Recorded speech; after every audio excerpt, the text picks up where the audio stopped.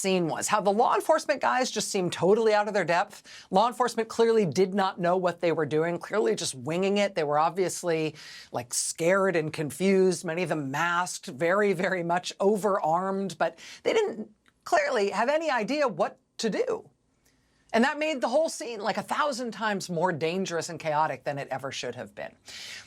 Those totally out of their depth federal agents at that shameful scene in Newark, those guys who really appeared to be panicked and completely untrained for what they were doing there, they are federal agents from an agency called HSI, Homeland Security Investigations.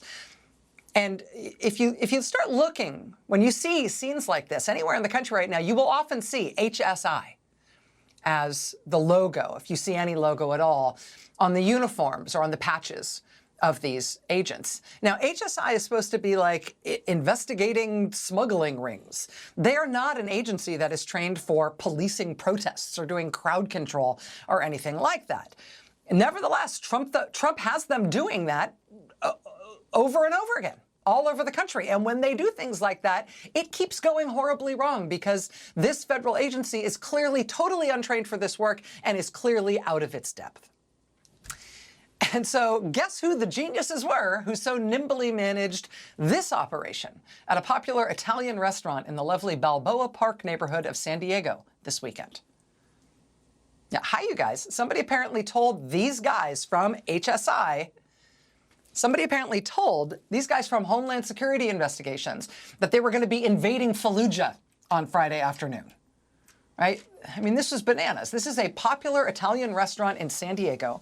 Just as they were opening for dinner on a beautiful Friday afternoon, multiple clown cars full of Trump's HSI agents in full battle rattle, with helmets and long guns and flak jackets and goggles and masks and the whole thing. I mean, literally looking like they were going to rappel out of helicopters into the Tora Bora cave complex to fight al-Qaeda. These guys dressed like this run into a neighborhood Italian restaurant and reportedly handcuffed the entire crew working at the restaurant, everybody inside. And then they arrested people who were like, you know, busboys and waiters and stuff. And then, unsurprisingly, the whole neighborhood came out to say, what the heck are you doing? Is this Red Dawn? Are we being invaded, Wolverines? This is what you're doing to save us from the terrible menace of, like, the nice waiter at our favorite local restaurant? Trump's immigration agents had no idea what to do. Get out of here! Cowards! Cowards! Cowards! You should be embarrassed! You should be so embarrassed! Look at your face! Look at your face! Look at...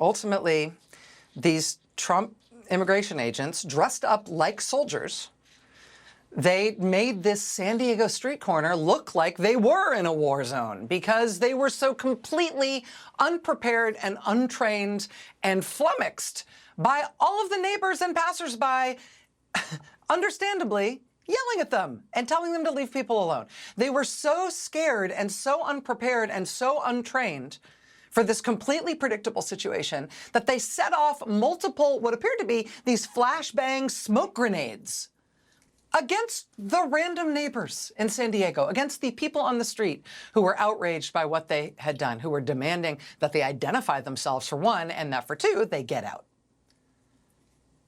This kind of thing, seriously, this is not a sign of strength. This is not a show of force. This is a show of weakness and cluelessness. These guys talked themselves into the idea that the country would be so excited to see them be really performatively cruel to immigrants, right? They thought this would be a great, political advantage for them.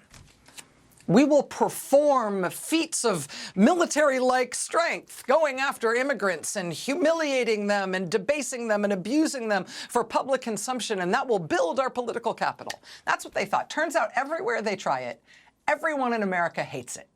Everyone hates what they're doing. This weekend, the restaurant opened back up. They said they were going to support their employees every way they could, and they were working on trying to get them back. Local residents have now formed an organization to try to help. The restaurant is dealing with just an outpouring of local support as they try to figure out what they're going to do. One local GoFundMe was set up for the families of the people who were taken away. They set the goal at that GoFundMe for raising $60,000 for the families. I checked it an hour or so ago, and it was already up over $88,000 raised. The San Diego mayor is demanding answers. The local Democratic congressman, Scott Peters, is demanding answers as well. This was Tallahassee, Florida on Friday. A spontaneous reaction, basically hundreds of people protesting and saying no after they raided a construction site and arrested dozens of people the day before in Tallahassee. This was Great Barrington, Massachusetts.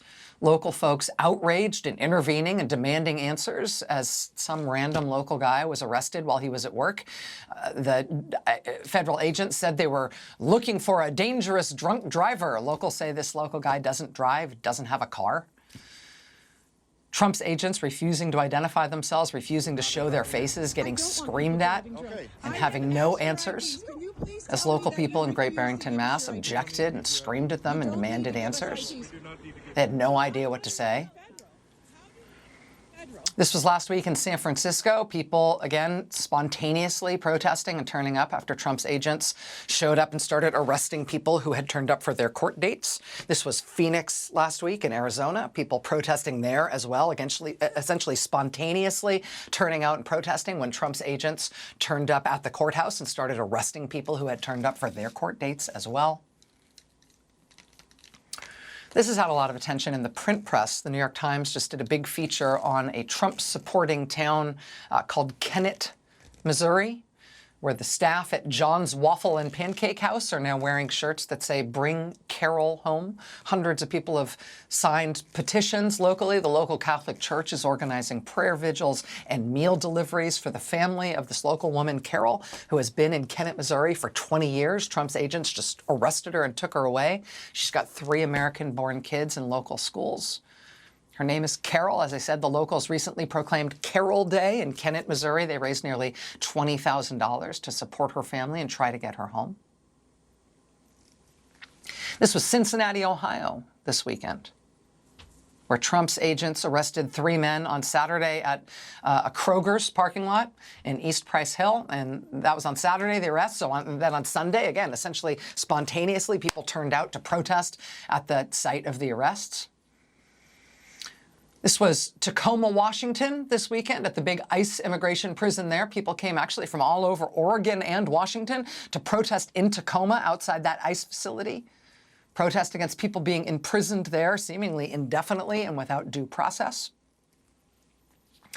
These were anti-Trump protesters this weekend in Irvine, California. Love liberty, protect due process. This was Charlotte, North Carolina this weekend. Stand for democracy. Stand with immigrants. This was Lawrence, Kansas this weekend. It was really, really hot in Lawrence, Kansas this weekend. But downtown at this intersection in Lawrence, people turned out in big numbers protesting against Trump, lots of honking and support. This was Charleston, South Carolina this weekend. People protesting against Trump at Brittlebank Park. This was Scarborough, Maine this weekend, protesting against Trump. This was Golden Valley, Minnesota this weekend. Doesn't matter that Elon Musk has now fled Washington. The Tesla dealership in Golden Valley, Minnesota should probably get used to the fact that these protests there are going to keep going until this mess is over. This was Paw Paw, Michigan, in Southwest Michigan this weekend. People protesting against Trump, also raising money for the local food pantry, taking donations for the food pantry. Last week, a neo-Nazi group called the Patriot Front paraded around Kansas City, Missouri. This weekend, Kansas City, Missouri convened an anti-Nazi counter-protest to tell those guys where to go. Today in Washington, the Reverend William Barber was arrested while praying at the U.S. Capitol Rotunda again, as he and others protested against the Trump Republican budget, and specifically the plans to cut millions of people off of food assistance, of food stamps, and to cut millions of people off their health insurance. They have passed a big, ugly, deadly budget bill, and they don't want it talked about in public. Now every senator is going to have to decide whether they're going to vote for the "we are all going to just die" approach to politics. That was the Reverend William Barber leading a Moral Mondays protest today in Washington. And this is just one more to show you. This is interesting. If you were driving to O'Hare Airport in Chicago this weekend, you would have seen this on the overpass as you approached the airport. Boycott ICE deporter Avelo Air. And of course, Chicago O'Hare is a gigantic airport, so a lot of people saw that. But you kind of forget that there are little airports really all over the country. And this weekend, Saturday this weekend, nearly 50 cities, people protested at all kinds of different airports against Avelo Airlines, which is, in fact, flying deportation flights for Trump. I, for example, was not aware that there is an airport in Salem, Oregon. I guess I'd never really thought about it, but now I know there is, because there was a protest there this weekend against Avelo Airlines, and another in Palm Beach, Florida, and another in Albany, New York, where it was just raining cats and dogs. There was another one in Santa Rosa, California. They were all over. More Avelo Airlines protests, calls to boycott Avelo Airlines for profiting off Trump's deportation flights in Burbank, California, and Medford, Oregon, and in Houston, Texas, and in New Haven, Connecticut, and Eugene, Oregon, and Rochester, New York. Again, more than 40 cities. I think there were something like 4 dozen cities in which there were protests against Avelo Airlines and calls to boycott Avelo Airlines for participating in Trump's deportation flights. New York state legislators are now considering legislation that would effectively ban Avelo from flying in or out of any airports in New York State, as long as they keep doing what they are doing for Trump's deportation flights. So we have limited insight, I think, into the political mindset that's at work, that's driven the Trump administration to do a lot of the things they're doing. I mean, do we know what benefit they see in arresting the drummer from the Milford High School band, right? The honor student, high school junior on the volleyball team, and locking him up? Do we really understand what benefit they think that is to the United States of America? Do we know what benefit Trump sees for the nation in arresting the beloved John's Waffle and Pancake House waitress in Missouri? Right? Do we know what benefit Trump sees in sending full battlefield combat gear, clueless HSI agents with grenades into a neighborhood restaurant in San Diego? Right? Do we know what benefit they think these things are to the country? For that matter, I mean, do we know why they think it's not a benefit to the country to have, I don't know, overnight meteorologist coverage in offices of the National Weather Service in the Midwest? Do we know why they think that's a good thing to get rid of? Right? Why they think it's not a benefit to the country to have any more work on a vaccine for AIDS or any more notifications of E. coli outbreaks? Why they think it's a benefit to the country to not have anyone available to answer the phone at the Social Security office? Do we know why they are aiming deliberately to cut literally millions of Americans off of health insurance? I mean, do we know why this is what they want for the country? I mean, imagine if they'd actually run for office on the basis of these things they're doing in office. Imagine if that's like what Trump rallies and Republican rallies had been like, right? Hey, vote for me, vote for us. We'll bring back measles and AIDS. We're going to legalize machine guns. And we're also, you know what we're going to do? We're going to destroy the greatest universities in the world. We are going to decimate cancer research. America, you will never again have to worry about the bane of cancer research anymore. Going to get rid of that. We're ending that. I mean, imagine if they had run on these things. But of course they didn't. Trump didn't run on those things. What he ran on was, in part, promising to be really cruel to immigrants.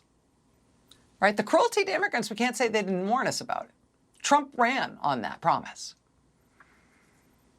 And I think that Trump thought, and all the people going into the Trump administration thought, therefore, that his cruelty to immigrants would be popular once he was in office, right? That the more people he and his agents arrested, the more cruel they were to people who are in this country who were not born here, the more the American people would like it and applaud for it and like him for doing it.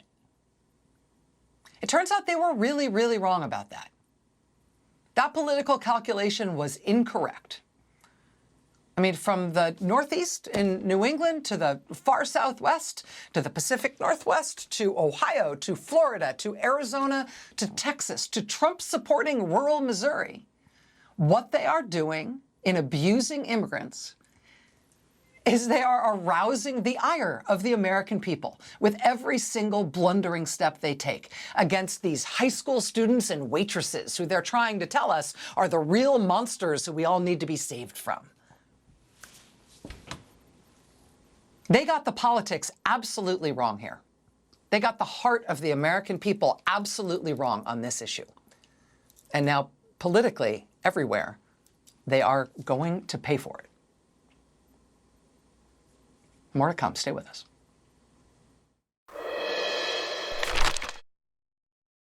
Aline trusts Prevagen for her brain, and this is her story. I'm Aline, and I live in Castro Valley, California. My husband, Barney, and I have been married for 32 years. I think the most important thing in life is to stay healthy.